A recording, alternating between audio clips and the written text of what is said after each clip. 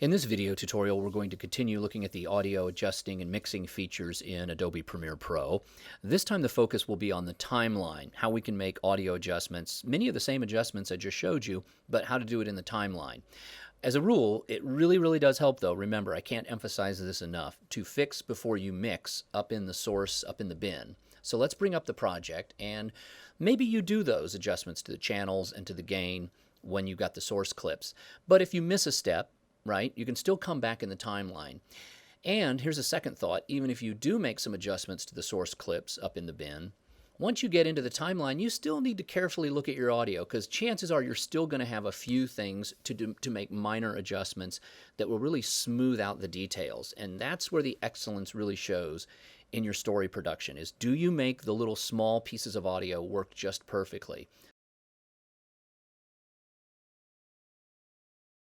Sue became a patient when she was diagnosed with breast cancer. I shed a few tears, and then I thought, no. Okay, stop for a second. Do you diagnose the problem? You should be able to catch it right off the bat. Right here, we have a situation where the channels have not been fixed. So we've only got that audio in the left channel. It's only be playing in somebody's left speaker or left headphone, left earpiece. That's kind of distracting. We want it on both left and right. I thought, no. Let's see what else happens down the line. Notice that these are interview clips and they're all in audio 1. It's really important to lay your elements down in different lanes of traffic, if you will. Imagine this is a highway, and this lane is only for audio and the sound bites. So all the sound bites from the reporter, from the coworkers, the audio is all in the audio 1 track. The audio 2 track has been devoted to Nat sound. So these students were very organized within Premiere, setting out the highway to have SOTs, Nat sound here, and then the voice track of the reporter is all down here in audio 3. So that's really nice. It makes it easy to find a problem and adjust. Still try to come in and work, keeping things normal. Okay, so we have a pattern right here. Everything is in the left channel. So it makes it easier since it's all on one track. I can literally just drag across A1. So I'm just making a thin little drag, let go. I have now selected everything in audio 1. I will hit Shift-G for channels and see my checkbox, what we just did before. Check it, hit OK, and now let's listen. And just keeping one foot in front Boom, it's fixed. was important to her. And let's just go down the timeline to double check later clips. Once I get that fixed, I'm done with that. It was Good. devastating for me. Some more of Sue's interview. Because More interview. she told me one day, Yeah, good. So all that's fixed. That was good. Easy step, one time through. Let's check the reporter's voice. Was cancer-free by the end of the month. Okay, the voice in the reporter looks like it's good all the way through, and the Nat sound seems to have been adjusted. So if you miss a step early on the channels, boom, you can do it right in the timeline, very fast and easy. I'm going to beat this, I'm going to fight. And from the moment she knew, Sue did fight. She began. It's a little closer than I'd like to -12 and higher. I might tuck those in, so this could be a simple gain adjustment too. Remember, you can do gain before you get into volume. Volume deals with that line when you actually make the output volume of the clip or track change.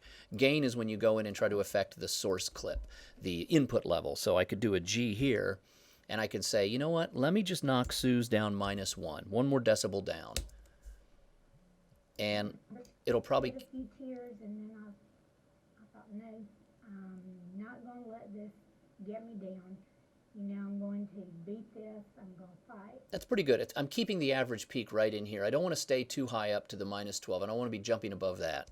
And from the moment she knew. And I could do the same thing on Rayleigh's. Hit G. Let's just knock it down one more decibel. Sue did fight. She began treatment immediately. Might even knock that down too. G, and then do -1 more for a total of 2. Continued working even through her chemotherapy. She's kind of stubborn. This is really good. So it's about going through now and making just those minimal adjustments to really stick with the peaks right in there after you've got the channels all set. So these are ways to do that. Using the same techniques: fixing the channels, fixing the gain, fixing the volume. Pathology is the Sue now. It's not too bad, but I could tweak it down a tiny bit. I can also add what we call a keyframe to drop the level right when the reporter starts talking. I typically want my opening shot to have good Nat sound, punch it right out. But then I've got the reporter track, so I may need to drop the volume. That little gray line you see as I mouse over it, that's the volume line. I could always click on it and drag the whole thing up or down. See what I'm doing? Business as usual. And I'm just changing the volume of the whole clip. Pathology is the soothing. Okay, that's a pretty good peak. It doesn't quite go as high as minus 12. It sits in our happy range. The problem, though, is that there's some more audio down here in Sue's Nat soundtrack, and Rayleigh, the reporter's talking at the same time. That's a little too loud. So what we're going to do is use a keyframe. We've got an anchor frame already. So there's one keyframe, that dot in the timeline. And I'm going to mark another one about right here. I just can hit Command, click, Command and then click. I get a new keyframe, and watch this. Drag the volume down. I'm dragging, but only from here down. So when we hit that little blip right there, there's another little spike. But 2 years ago, And it won't overpower. If we didn't adjust this, we'd hear a little bit too much of the background sound on top of the reporter's voice. So the key with Nat sound, it always needs to be present, consistent throughout the story. When we see B-roll, we need to have sound.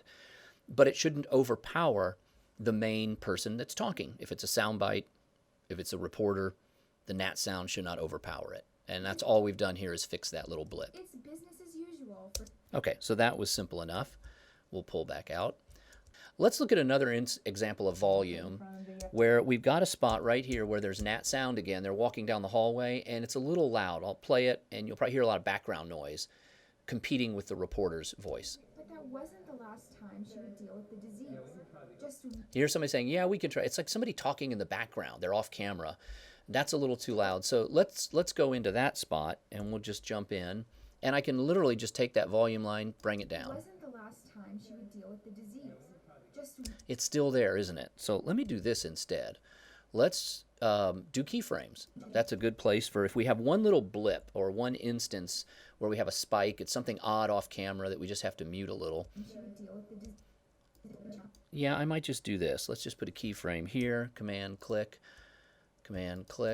and then drag this down. Let's do one more at the end of the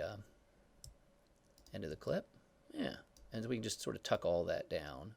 Time she would deal with the disease. Just one. It's still there, but I can get rid of most of it. So it's about just stepping through, finding those That little wasn't spots. The last time she would deal with the disease. Just It's better. I can still knock it down a little bit more. I still want the sound of the ambience of the hallway or the whatever. last time she would deal with the disease. Just 1 month after Sue's reconstruction surgery, her sister was also That's a little hot too. They're kind of chatting there, and I just want to bring that down a little bit. diagnosed with breast cancer. This is Vicky. Okay, that one peaks a little too hot. She says, this is Vicky, and it's Nat sound. That's where we want to use the Nat sound, peaking like a voice track, so around minus 18, minus 16. It's a little hot, though, Sister. so let's just knock that down a few. Simple, right? Here's a really handy way to do that. Instead of dragging the line, which can get, kind of inaccurate, you can drag and slip in the wrong place. It's too easy to make mistakes when you drag with the mouse. So when I click on a clip, instead of dragging the line, I can use the bracket key. Look over at your keyboard, and you see the squared off brackets. So if I hit the bracket, the left bracket, it goes down. Notice, do you see the volume line going up and down? It's going up when I hit the right bracket. The left bracket takes it down. Very nice. If I do shift at the same time with that modifier, it shifts it a bunch. So just tuck it down a little. My sister. Good. See how easy that was? This is Vicky, my sister. And let's just hit one more time with the left. Bring it down one more time. Listen. This is Vicky, my sister. Good. Much better. So real easy. You can click on any audio track. Let's jump down to this one. And once you click on it, you can adjust the volume by hitting the bracket keys. Left takes it down, right one brings the volume up. One more thing about making volume adjustments to be very careful of. We're working on these tracks. In particular, we were just down here on this audio track 2, which is the Nat sound. Did a lot of keyframing and adjustments here. The way I can do those keyframe adjustments clip by clip, I want to make certain adjustments on this clip, but not have it affect the one next to it. I really, and sometimes with Nat sound, need to fix each one individually because of just different kinds of sounds that pop up throughout the timeline. So in order to do that, I have to make sure that when I click this little arrow where it says Show Keyframes, notice how it has selected Clip Keyframes. That's selected. That is probably there by default, and that's what you want to see. If, however, you come to the timeline and you notice it says this. Watch what happened. Notice how it put the volume line across the entire track. We have switched now from clip keyframes to track keyframes. What happens here is if I adjust this volume, if I start adjusting now, I'm going to be raising and lowering the volume of the entire track, not just of the clip of the office shot, but everything in audio too is going to go up or down across the board. And I may not want to do that, so be very careful. Before you start keyframing, if I Command A, and then start making keyframe adjustments, see what I'm doing? I'm raising the volume of everything down the timeline on this Audio 2 track. That could be a big mistake, because then I've just pushed all my nat sound through the roof, and it's going to kill my voiceover. So always remember, before you do those keyframe adjustments, if they have to be clip by clip, click that little diamond, make sure clip keyframes is selected, and then you'll see the keyframes within each clip in the timeline. So keep that in mind while you're fixing the audio in the timeline. And there are a lot of handy ways you can do, and these were very quick fixes where I can really precisely get that audio adjusted for the right mix, so that story is really going to play so much better.